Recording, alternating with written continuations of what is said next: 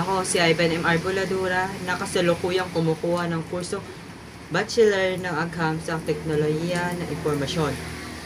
Ang pananaliksik na nais kong isagawa ay patungkol sa Artificial Intelligence or AI sapagkat ito ay isa sa makabagong teknolohiyang malawak na ginagamit at patuloy na umuunlad sa kasalukuyan.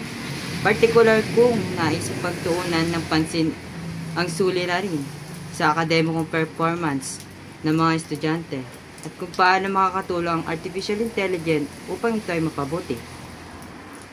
Ang panahon ngayon, mahalagang makasabay sa mabilis na pagbabago sa larangan ng teknolohiya at matutong mag-adapt sa mga bagong pamamaraan ng pagkatuto.